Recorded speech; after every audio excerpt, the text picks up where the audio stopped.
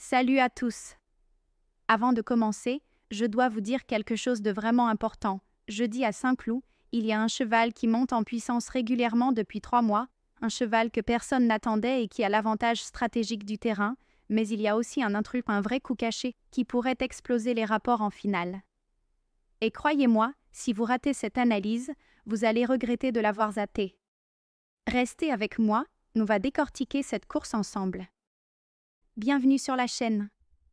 Je suis votre analyste turf professionnel et aujourd'hui on plonge dans un quintet plus vraiment intéressant, le Prix des Landes à Saint-Cloud, ce jeudi 16 octobre 2025 à 13h55 très précisément. On vous parle d'une course de plat sur 1600 mètres, une distance canon qui va vraiment étirer les champs en herbe avec la corde à gauche. C'est une course de classe 2, handicap divisé. Les conditions météo ? Très nuageux, 15 km/h de vent nord-est et une température de 15 degrés. L'état du terrain devrait rester souple à bon, ce qui est vraiment intéressant parce que ça va aider certains chevaux spécifiquement. On a 16 partants pour cette épreuve, c'est un bon nombre, pas trop gros, pas trop réduit. Les allocations en jeu ? 50 900 €, pas mal pour une course de cette catégorie. C'est sérieux, c'est compétitif et c'est le genre de course où les détails font vraiment la différence. Je vous promets 3 choses aujourd'hui. D'abord, des chevaux cachés que les autres analystes vont rater. Deuxième chose, des détails techniques, ferrures, numéros de stalles, historiques à ce parcours que vous ne trouverez nulle part ailleurs. Et troisième chose, des conseils uniques basés sur ma lecture approfondie des déclarations des entraîneurs. Restez avec nous jusqu'à la fin, on va vous montrer comment vraiment analyser une course. C'est parti! On commence avec Dapango, 5, et c'est clairement le cheval à battre aujourd'hui. Monté par Michael Barzalona, un jockey ultra régulier et entraîné par Sas Chasmarczek. Voilà pourquoi ce cheval domine le pronostic. Premièrement, il monte en puissance absolue depuis la rentrée. L'entraîneur l'a déclaré explicitement, il monte en puissance en ce début d'automne. Deuxièmement, il va évoluer sur sa meilleure distance, le 1600 mètres, c'est pas un hasard, c'est un cheval cantilien par excellence. Troisièmement, et c'est vraiment crucial, il va retrouver son jockey régulier, Michael Barzalona, avec qui il entretient une vraie complicité. Vous savez pourquoi c'est important ? Parce que dans une course tronquée à 1600 mètres en herbe, la complicité jockey-cheval, c'est du solide. Mais attendez, il y a plus. En début de saison, Dapango s'est classé 5e d'un quintet plus sur ce même parcours de Saint-Cloud, exactement le même 1600 mètres en herbe. Il était monté par Barzalona à l'époque. Ensuite, de très bonnes performances sur le mile cantilien. L'entraîneur a conclu, s'il bénéficie d'un parcours sur mesure, je ne serais pas surpris de le voir gagner. Voilà le profil du favori, pas seulement en forme, mais capable de dominer si les circonstances s'arrangent. Les statistiques de Dapango ? Solides. La tendance ? Possière. L'équipe ? Fiable et aguerri. C'est le cheval qui doit gagner a priori, point final. Passons maintenant à Dividend Rule, 6, et c'est une jument, attention. Montée par Vélon et entraînée par Jean-Pierre Gauvin. C'est quoi une base solide ? C'est un cheval régulier, fiable, qui fait toutes ses courses sans surprise. Dividend Rule, c'est exactement ça. L'entraîneur l'a décrit parfaitement, Dividend Rule est une jument régulière qui fait toutes ses courses. Traduction, vous pouvez lui faire confiance pour être au rendez-vous. Maintenant, parlons de ses aptitudes.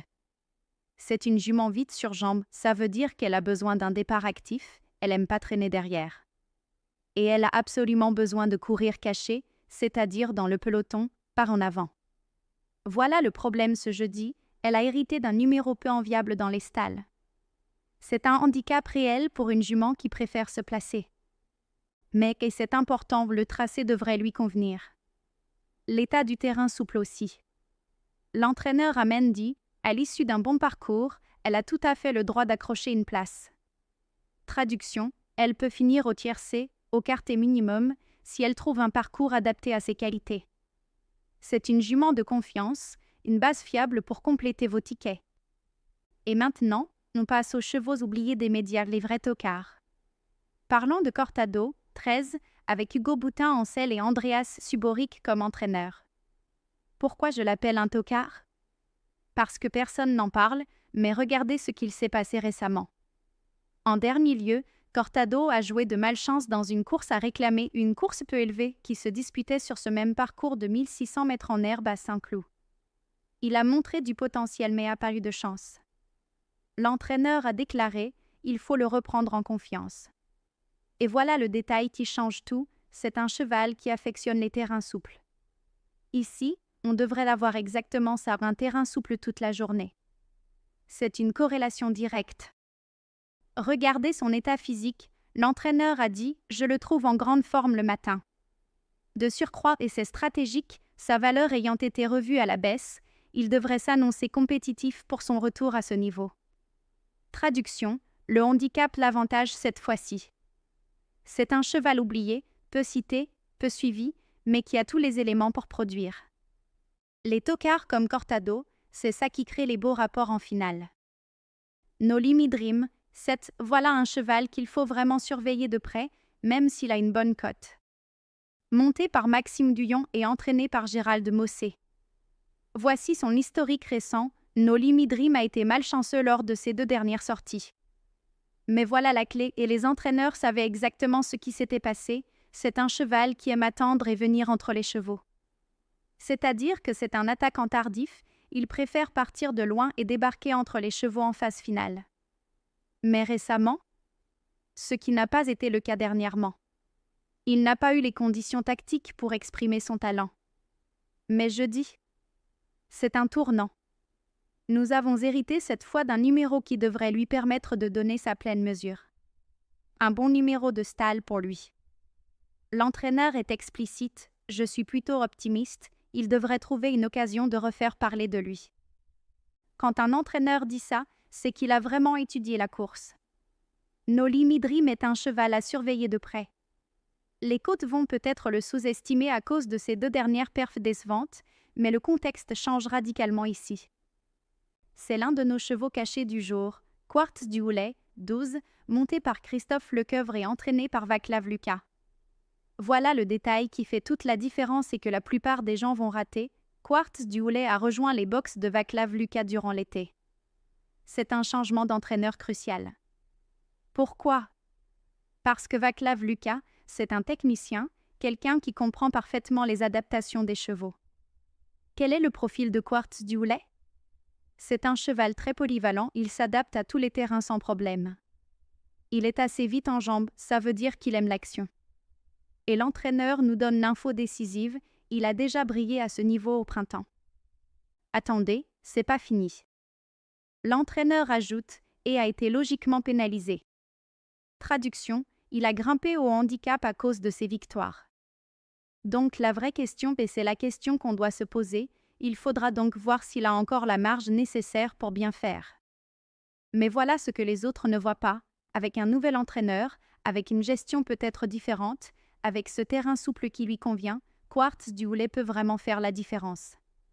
C'est un cheval caché, un cheval qu'on oublie, mais qui mérite vraiment la réflexion. Et notre deuxième cheval caché du jour et peut-être le plus important, c'est Laure Sinclair, 15. Monté par Aurélien Madamet et entraîné par Christophe et Yann Lerner.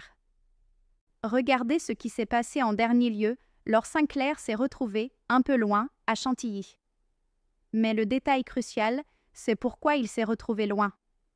L'entraîneur l'a dit, la piste était un peu trop ferme pour ses aptitudes.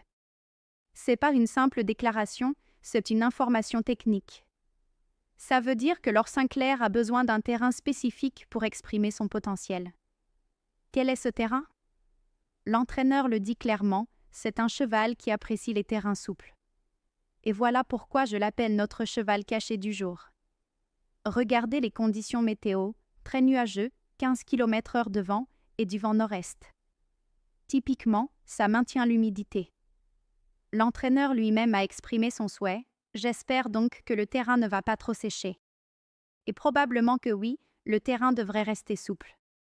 Si Laure Sinclair rencontre le terrain souple, ce qui est très probable, il a légitimement les moyens de refaire parler de lui. Et voilà pourquoi Michel Prodéum, dans le pronostic officiel d'Equidia, le propose en 3e position du quintet. C'est un cheval qu'on oublie, mais qui mérite vraiment la réflexion stratégique. Les parieurs vont le laisser à 50/1, 60/1, peut-être 70/1. Et si le terrain reste souple, attention au rapport. Le cheval surprise 1. Harpé, 4. Maintenant, parlons d'un profil inattendu qui peut bouleverser les tickets, Harper, 4. Monté par Inaki Mendizabal et entraîné par Gérald Mossé, un entraîneur en grande forme actuellement. Regardez l'historique récent. Harper a un petit peu déçu en dernier lieu à Paris-Longchamp, une bonne épreuve, un grand hippodrome, mais une perte décevante.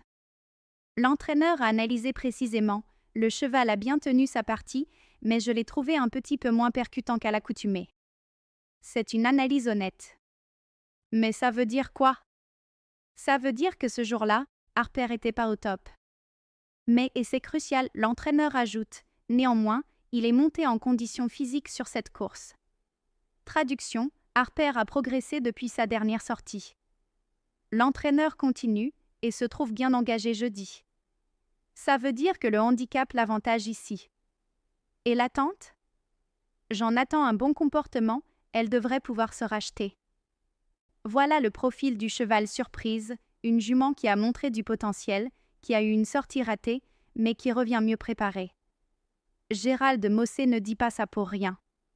Harper peut vraiment bouleverser les tickets si elle retrouve son meilleur niveau, ce qu'elle semble en passe de faire. Le cheval surprise 2. Narqué, 1. Un autre profil à considérer, Narqué, 1, monté par Christian Demureau et entraîné par André Fabre, l'entraîneur légendaire français. Voilà ce qui est intéressant. Narqué va effectuer une rentrée jeudi. Ça veut dire qu'on n'a pas vu courir depuis un moment. Où? En avril dernier. 5 mois d'absence, c'est sérieux. Mais voilà le détail qui sauve le truc, il dépend de l'entraînement d'André Fabre.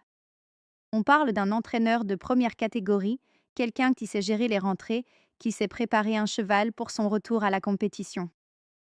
Et puis, Narqué va faire ses débuts en handicap, son premier gros handicap avec le top weight, c'est-à-dire le poids le plus lourd de la course. Le manager de l'écurie a déclaré « Sa tâche s'annonce compliquée ». Honnête, n'est-ce pas? Mais il ajoute « Je vous conseille de le suivre à l'avenir ». Traduction, c'est un projet à long terme, mais pour aujourd'hui, c'est incertain. Donc Narqué? C'est un cheval de talent, clairement. Mais c'est une rentrée après 5 mois, c'est un premier handicap difficile avec du top weight.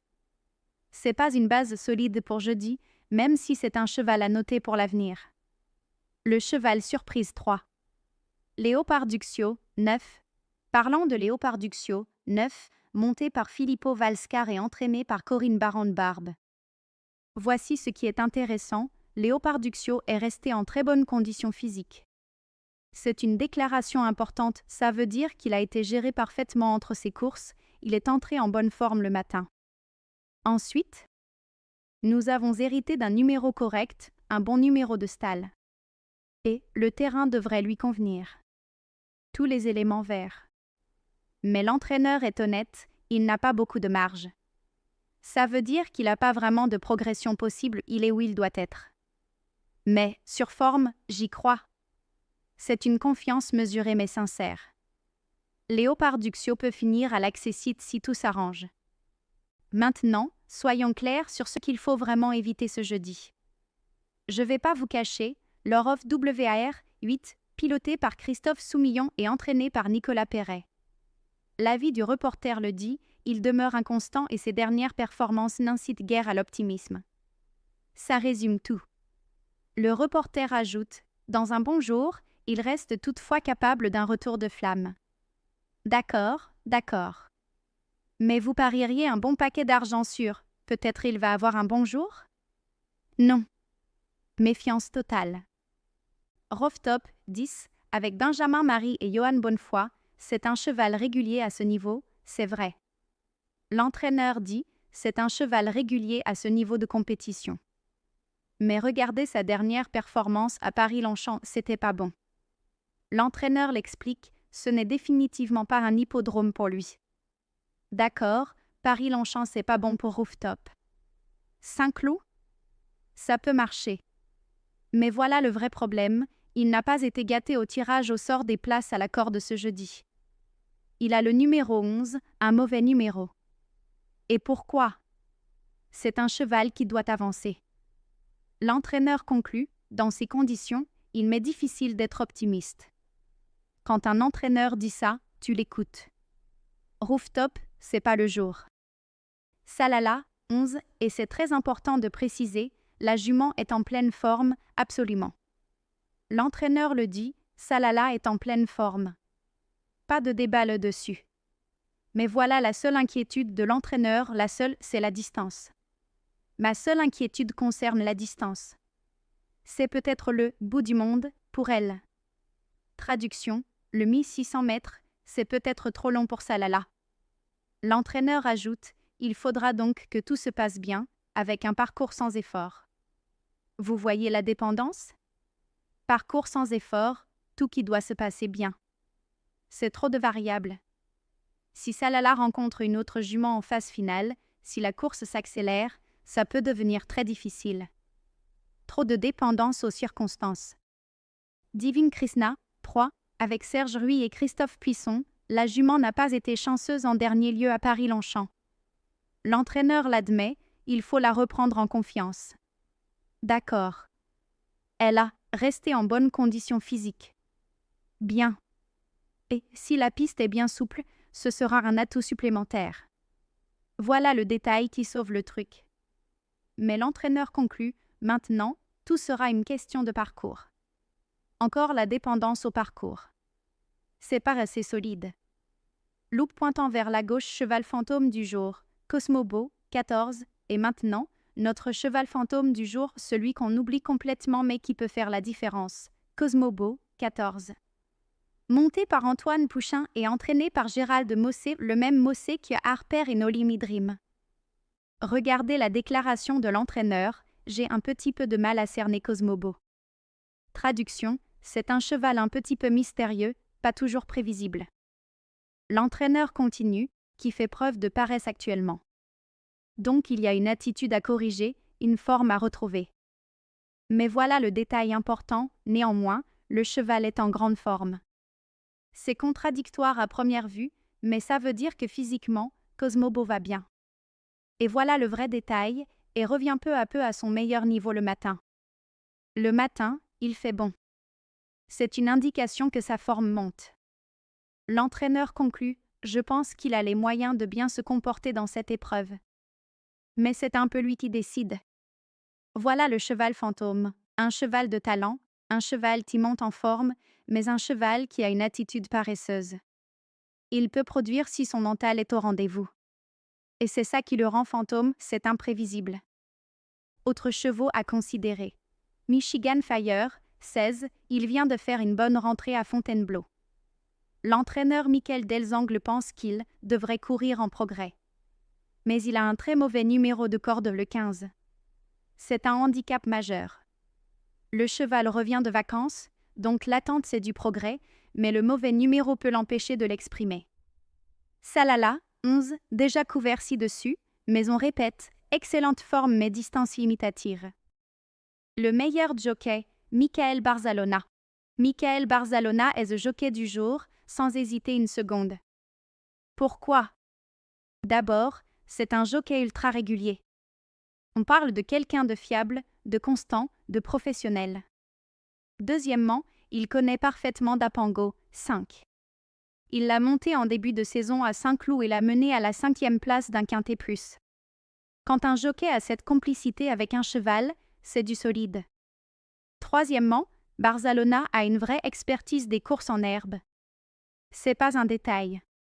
Dans une course tronquée à 1600 mètres en herbe sur un terrain souple, la complicité jockey-cheval et l'expertise du jockey dans ces conditions, c'est déterminant.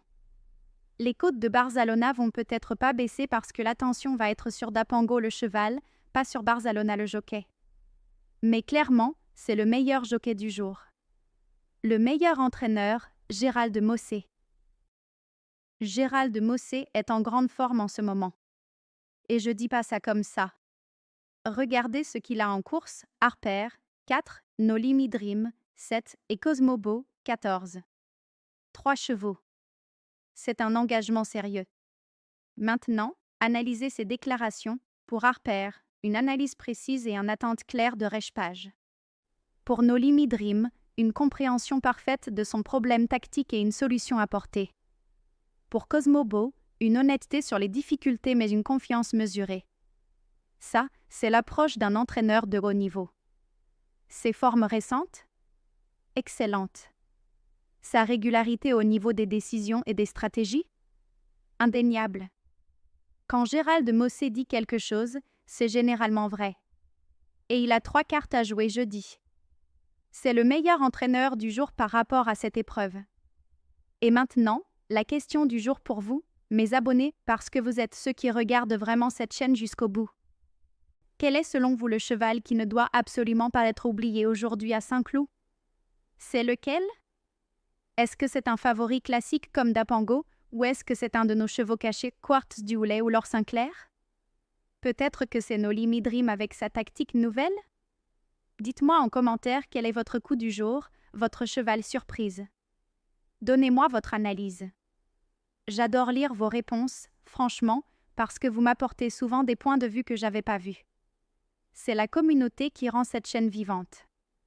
Et si vous n'êtes pas encore abonné à la chaîne, c'est le moment, on traite les quintés plus tous les jours, on vous fait des analyses poussées, on vous lit en commentaire, on vous répond. C'est une vraie communauté turf. Donc abonnez-vous, activez les notifications pour pas rater les prochaines analyses. Bon, voilà mes pronostics. Je les donne clairement, lisiblement, et je justifie chaque choix. Quintet ordre, 5 chevaux dans l'ordre. Dapango, 5. Nolimi Dream, 7. L'Or Sinclair, 15. Dividendrule, 6. Harpé, 4. Justification détaillée. Dapango en tête absolue, c'est simple, c'est le cheval qui monte en puissance, qui retrouve ses marques, qui a l'expérience de Saint-Cloud et qui a le soutien d'un jockey ultra fiable. Si la course se déroule normalement et qu'il y a un favori qui gagne, c'est Dapango. Nolimi Dream en deuxième, voilà pourquoi. Ce cheval a eu un mauvais numéro de stall les 2 dernières fois, ce qui l'a empêché de courir selon son style naturel. Jeudi, il a un bon numéro. Il va pouvoir attendre et venir entre les chevaux comme il aime. Un cheval qui monte en confiance, avec un jockey régulier, Maxime Duyon, et un entraîneur, Gérald Mossé, qui sait exactement ce qu'il fait. L'Or Sinclair en troisième, le cheval clé terrain. Si le terrain reste souple toute la journée, ce qui est probable, L'Or Sinclair va exploser sa cote. Il va rencontrer exactement ce qui l'avantage. Les parieurs vont le sous-estimer parce que sa dernière sortie à Chantilly était sur une piste ferme. Erreur tactique des parieurs, opportunité pour vous. Dividend roule en quatrième, la régularité incarnée.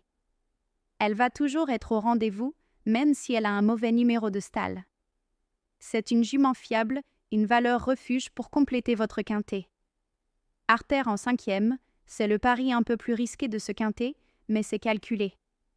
Artère peut se racheter de sa dernière perf décevante. Elle monte en condition physique. Gérald Mossé sait ce qu'il fait. C'est un pari sur le cheval qui va produire le meilleur progrès jeudi. Quintet désordre, alternative avec les mêmes chevaux mais classement flexible, si vous préférez le désordre, voilà l'ordre alternatif. Dapango, 5. L'Or Sinclair, 15. Nolimi Dream, 7. Dividendrule, 6. Quartz du Houlet, 12. Justification, cette version désordre mise davantage sur le terrain souple et les chevaux qui en profitent. L'Or Sinclair monte en deuxième position parce que si le terrain reste bien souple, il peut réellement finir deuxième. Quartz du Houlet rentre à la place de Harper parce que c'est un cheval plus polyvalent et qu'il peut créer la surprise avec son nouveau traîné. Quintet plus, 4 chevaux. Dapango, 5. Nolimi Dream, 7. L'Or Sinclair, 15. Dividendrule, 6. Regret. Harpé, 4. Elle aurait pu être dedans, elle en a vraiment les moyens. C'est une décision très serrée entre Harper et Dividendrule pour la 4e place, mais j'ai choisi Dividendrule pour la régularité. Justification, le quartet, c'est où on affine vraiment le choix. On garde les 4 chevaux les plus solides, les plus prévisibles. Dapango, Nolimi Dream, L'Or Sinclair, si terrain souple, et la régularité de dividende rule. C'est un quartier bâti sur la solidité plutôt que sur la surprise. Tiercé, top 3. Dapango, 5. No Limit Dream, 7. Laure Sinclair, 15. Justification, le tiercé, c'est l'essence même de notre analyse.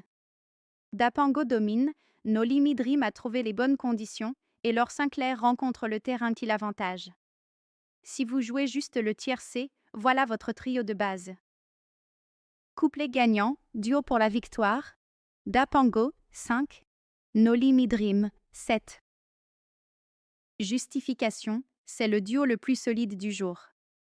2 chevaux qui montent en forme, 2 chevaux qui ont les conditions pour exprimer leur potentiel, 2 chevaux avec un soutien entraîneur-jockey vraiment fiable.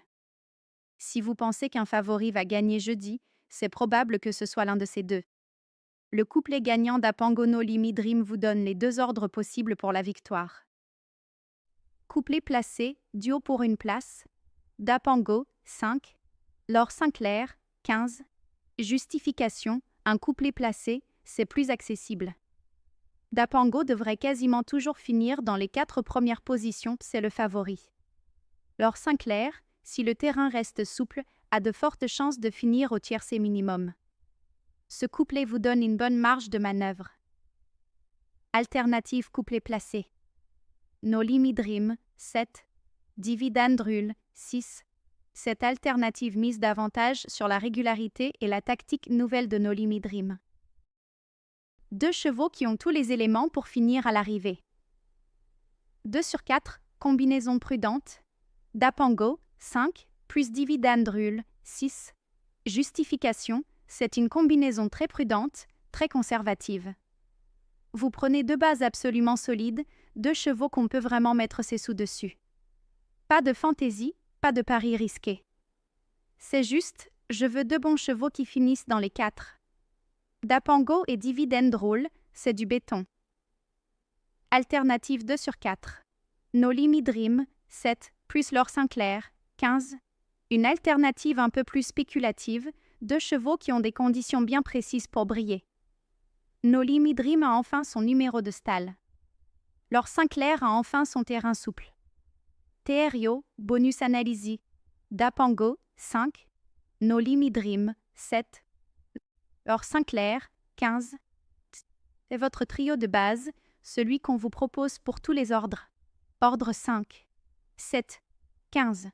Puis les permutations selon vos envies. 3 chevaux solides avec des conditions avantageuses. Avant de finir cette analyse, il y a quelque chose d'important que je dois vous dire clairement, en face. Ce contenu est purement analytique et personnel. C'est mon analyse basée sur des données, des formes, des déclarations d'entraîneurs, des historiques de chevaux, des conditions météo et mon expérience en tant qu'analyste turf professionnel. Mais c'est mon avis, pas une vérité absolue. Chacun est libre de ses choix et responsable de ses décisions de jeu. Les pronostics que je vous propose aujourd'hui ne sont pas une garantie. Le turf reste profondément imprévisible. Il y a des milliers de facteurs qui peuvent changer le résultat, la météo peut changer. Le terrain peut se travailler au cours de la journée et devenir plus ferme qu'on le pense. Les tactiques peuvent être différentes. Un chef de peloton peut venir un jour où on ne l'attendait pas, un attaquant tardif peut être bloqué. La malchance existe.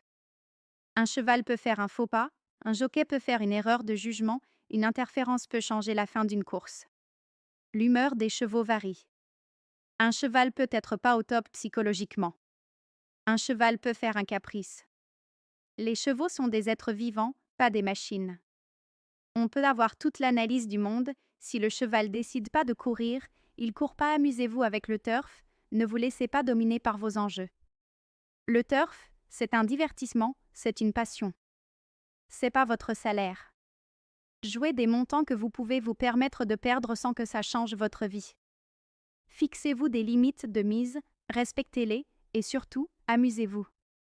Si vous gagnez, c'est bonus. Si vous perdez, c'est l'école du turf. Et si vous sentez que le jeu devient compulsif, que vous jouez trop, que vous dépassez vos limites, cherchez de l'aide. Il y a des ressources, il y a des gens qui peuvent vous aider. Mais le turf, c'est pas grave. Votre bien-être, oui. Et mon conseil final pour cette course, le vrai conseil dont vous devez vous rappeler, faites vraiment attention à l'état exact du terrain à l'arrivée jeudi. C'est pas juste une question de confort pour les chevaux, c'est déterminant, c'est la différence entre un coup qui claque et un coup qui rate. Voilà pourquoi plusieurs chevaux dans cette course affectionnent spécifiquement les terrains souples. On parle de Cortado, 13, l'entraîneur l'a dit explicitement, c'est un cheval qui affectionne les terrains souples. On parle de Laure Sinclair, 15, c'est un cheval qui apprécie les terrains souples. On parle de Divine Krishna, 3, si la piste est bien souple, ce sera un atout supplémentaire. Donc voilà l'approche stratégique. Si à l'arrivée, vers 13h55, on vous annonce que le terrain est bien souple, restant très mou, genre souple à bon souple, alors vous renforcez votre ticket sur ces chevaux. Laure Sinclair devient un vrai crack. Cortado devient compétitif. Divine Krishna devient dangereuse. À l'inverse, si le terrain commence à sécher en cours d'après-midi et c'est possible parce qu'on a du vent nord-est qui peut assécher, alors vous revenez vers les chevaux plus polyvalents, plus adaptables. Dapango, 5, s'adapte à tous les terrains. Dividend Roll, 6 aussi. Ce sont vos valeurs refuges si le terrain durcit. Le détail du terrain, c'est souvent le détail qui fait la différence entre un rapport à 15 et un rapport à 150. Surveillez l'état du terrain. C'est votre avantage de parieurs informés. Voilà. Vous avez maintenant l'analyse complète du Quintet plus du prix des Landes à Saint-Cloud, jeudi 16 octobre. On a couvert 16 chevaux, on a identifié les chevaux cachés, on a analysé les drivers et les entraîneurs, on a donné nos pronostics détaillés et on vous a donné les vrais conseils qui vont changer votre approche du turf. Avant de vous laisser, rapidement, merci d'avoir suivi cette analyse jusqu'au bout. Ça veut dire que vous êtes sérieux dans votre passion pour le turf. Ça veut dire que vous voulez vraiment comprendre les courses, pas juste parier au hasard. C'est ça que j'adore dans cette communauté. Voici ce que vous pouvez faire maintenant. Premièrement, like cette vidéo si elle vous a plu. Ça aide l'algorithme de YouTube à nous montrer à plus de gens qui s'intéressent au turf. Deuxièmement, abonnez-vous à la chaîne si vous voulez continuer à recevoir des analyses quotidiennes comme celle-ci. On traite chaque quintet plus, chaque quartet plus, chaque grande course avec le même sérieux et la même profondeur. C'est une vraie ressource turf. Troisièmement, activez les notifications, c'est la petite cloche à côté du bouton d'abonnement, comme ça, vous serez alerté à chaque fois qu'on publie une nouvelle analyse. Quatrièmement, dites-moi en commentaire quel est votre cheval du jour, votre coup caché, votre surprise. Les commentaires, c'est la vie de cette chaîne. C'est ce qui crée la communauté. Moi aussi, je réponds à vos commentaires, on discute ensemble, on apprend ensemble. Et cinquièmement, si vous avez des questions sur l'analyse, si vous voulez que je traite une course spécifique, si vous avez des suggestions de sujets turf, dites-le aussi. Je lis vraiment tous les commentaires, vraiment. Et on se revoit très bientôt, pas juste jeudi, pour le replay de cette course et les résultats. Demain, on aura une nouvelle analyse d'un nouveau Quintet Plus. Parce que le turf, c'est chaque jour. C'est chaque jour qu'il y a des opportunités, des chevaux cachés, des coups à trouver. Bonne chance à tous jeudi. Si vous jouez cette course, je vous souhaite un bon coup, un rapport qui vous fait sourire et surtout du plaisir à regarder la course. Le turf, c'est d'abord ça, c'est le plaisir de regarder les chevaux courir, de sentir l'émotion, de vivre des moments. À bientôt. Salut!